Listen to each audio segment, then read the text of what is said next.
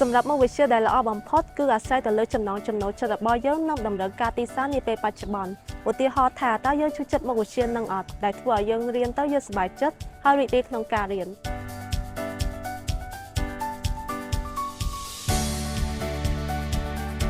ជំរាបសួរនាងខ្ញុំឈ្មោះស៊ឺណៃស៊ីមជាអតីតសិស្សអាហារូបករណ៍ Samsung Innovation Campus ដែលបានបញ្ចប់វគ្គសិក្សា CMP Programming និង Big Data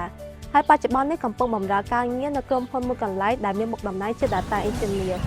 កាលពីខ្ញុំនៅជានិស្សិតខ្ញុំមានក្តីស្រមៃមួយគឺចង់ធ្វើការនៅក្រុមហ៊ុនស្តង់ដារមួយកន្លែងដែលអាចឲ្យខ្ញុំអភិវឌ្ឍខ្លួនឯងបានហើយបច្ចុប្បន្ននេះក្តីស្រមៃទាំងនេះគឺបានក្លាយជាការពិតគឺខ្ញុំបានធ្វើការនៅក្រុមហ៊ុនមួយកន្លែងដែលមានមុខតំណែងជា Data Engineer សមិទ្ធផលទាំងនេះគឺបានមកពីការខិតខំប្រឹងប្រែងរបស់ខ្ញុំតាំងពីឆ្នាំទី1មកគួរសមជាមួយនឹងការគាំទ្រពីអាហារូបករណ៍ Samsung ផងដែរ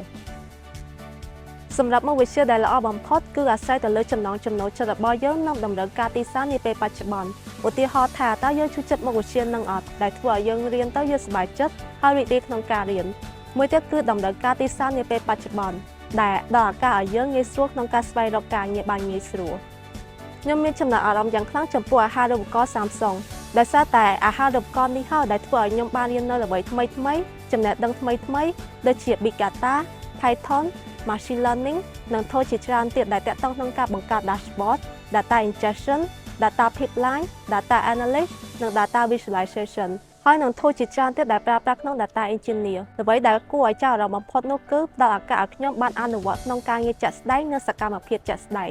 ដែលសារតែអាហារូបករណ៍នេះហើយដែលធ្វើឲ្យខ្ញុំបានចាប់អាជីពក្នុងក្តីស្រមៃរបស់ខ្ញុំបាននៅពេលដែលខ្ញុំទទួលបានការងារគឺខ្ញុំមានអារម្មណ៍រំភើបខ្លាំងមែនទែនដោយសារតែវាគឺជាការងារដំបូងហើយក៏ជាការងារដែលខ្ញុំស្រឡាញ់ផងដែរព្រោះខ្ញុំអាចរកចំណូលបានដោយខ្លួនឯងជាចុងក្រោយសូមអរគុណដល់ក្រុមហ៊ុន Samsung ដែលបានបង្កើតកម្មវិធី Samsung Innovation Campus នេះឡើង